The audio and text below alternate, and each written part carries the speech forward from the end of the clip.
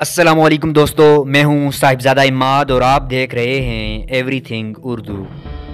دوستو، global fire power نے 2019 کی عالمی طاقتور ترین مسلح افواج کی فہرست جاری کی ہے۔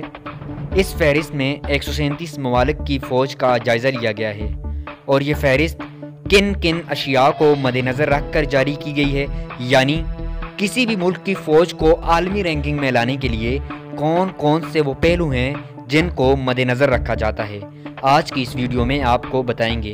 اور مزید یہ بھی بتائیں گے کہ پاکستان کا پڑوسی ملک بھارت کون سے نمبر پر ہے۔ لیکن ویڈیو شروع کرنے سے پہلے آپ سے گزارش ہے کہ اگر آپ نے ابھی تک ہمارا چینل سبسکرائب نہیں کیا تو چینل کو سبسکرائب کر دیں تاکہ آپ کو حالات حاضرہ اور معلومات سے بھرپور ویڈیوز ملتی رہیں۔ گلوبل فائر پاور نے 137 ممالک کی فوج کا جائزہ لیا ہے اور ان 137 ممالک میں مین پاور، جیوگرافی، لاجسٹک استعداد اور ملک میں دستیاب قدرتی وسائل سمیت ملک کی دفاعی صورتحال کا جائزہ لینے کے بعد 25 ممالک کی فوج کو دنیا کی طاقتور ترین فوج قرار دیا گیا ہے۔ ایٹمی طاقت رکھنے والے ممالک کو بونس پوائنٹ ملا ہے۔ اس درجہ بندی میں ہر ملک کے ہتھیاروں کی تعداد اور استعداد کا تخمینہ بھی لگایا گیا ہے۔ گلوبل فائر پاور کی عالمی طاقتور فوج کی فہرست میں پاکستان کی مسلح افواج دنیا کی 15ویں طاقتور فوج ہے۔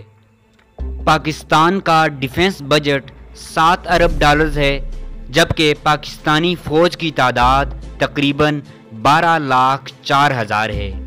اس فہرست میں پہلے نمبر پر امریکہ، دوسرے نمبر پر روس اور تیسرے نمبر پر چین، جبکہ چوتھے نمبر پر بھارت کی فوج ہے۔ جبکہ پاکستان بھارت سے 7 گنا چھوٹا ملک ہونے کے باوجود دفاعی اعتبار سے مضبوط ملک مانا گیا ہے۔ 137 ممالک میں طیاروں کے حساب سے پاکستان 7ویں نمبر پر ہے، جس کے طیاروں کی تعداد 1342 ہے۔